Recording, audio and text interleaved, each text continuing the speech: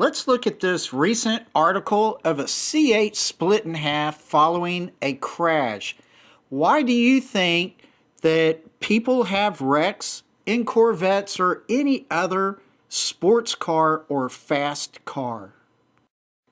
Are they acting mature and responsible?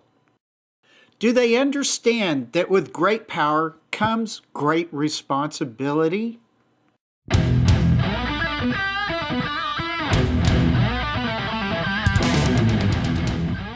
Hey, hello, how are you?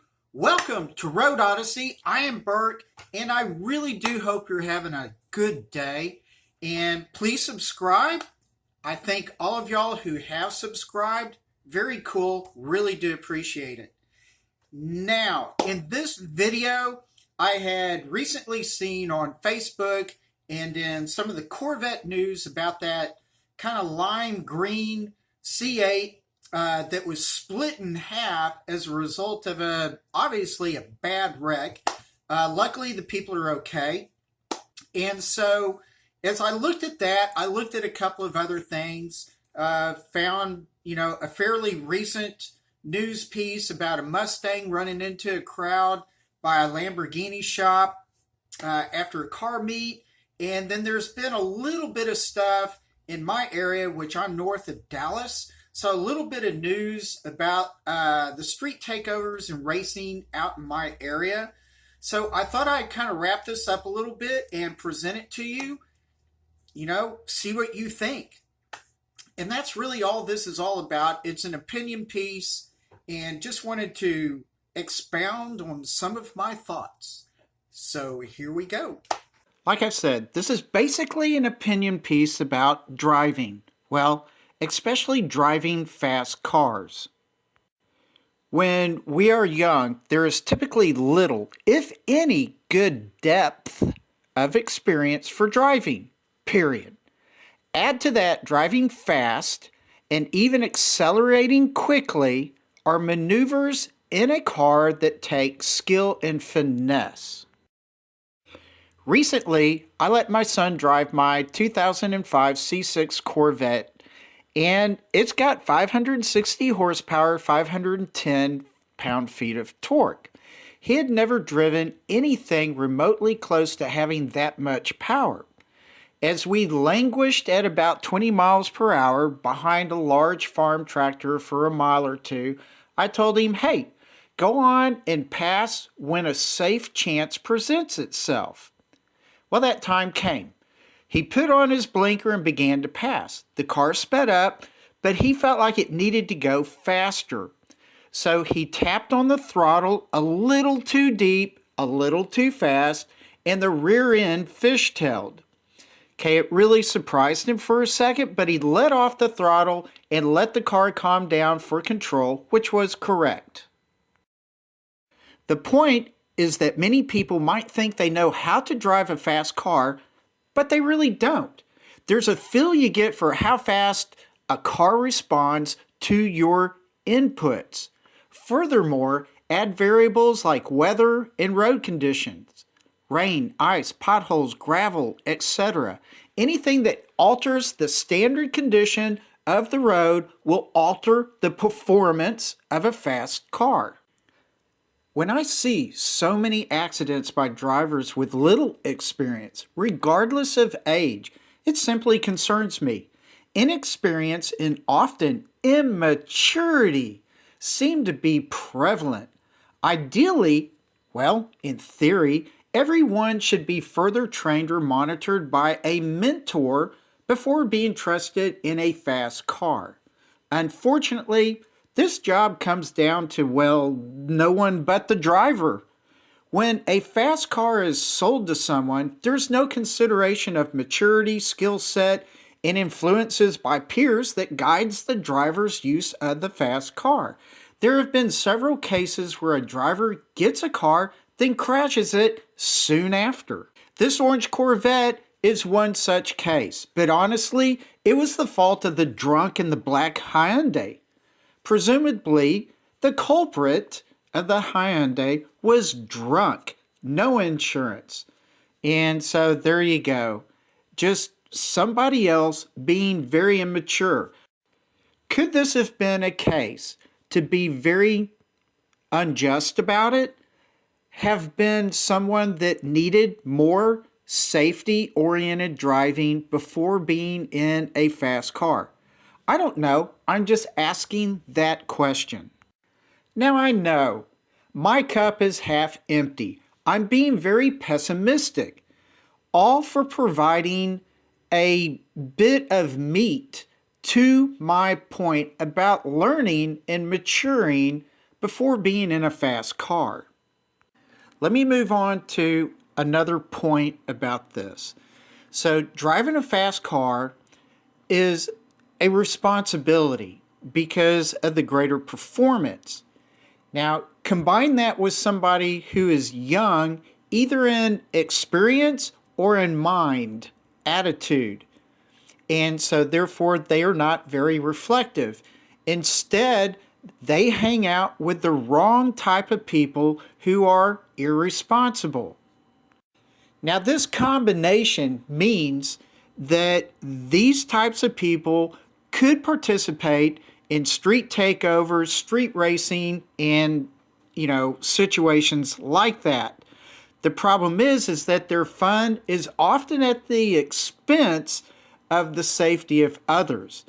To me, that means that many of these people might be rather, say, narcissistic or even have borderline personality traits such as impulsivity, impaired social relationships, distorted self-image, and grandiosity.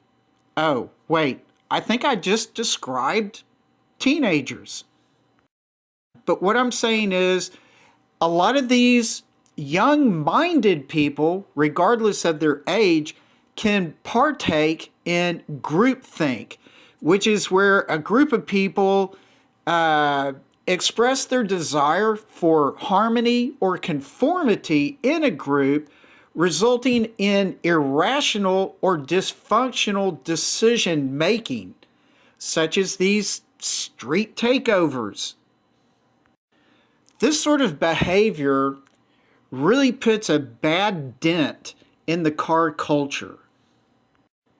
But the worst thing of all is that it is dangerous and very, very irresponsible of the person driving a fast car.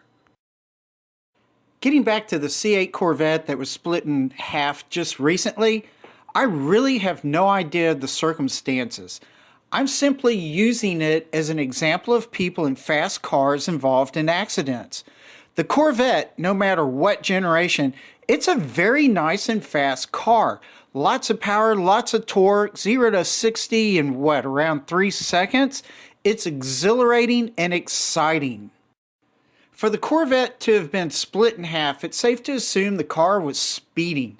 The accident occurred in Sewell, New Jersey. The two halves were about 15 to 20 feet apart. The rear engine portion was on fire, and the people trapped in the front half, well, they had no serious harm to them. It is seriously assumed that speed play was the cause of the accident. With great power comes great responsibility, and that is what I'm trying to say. One more thing I like to add to this is the perspective of the news articles. For whatever reason, several of these news articles put a spin to this whole accident that to me was, or could have been, very tragic.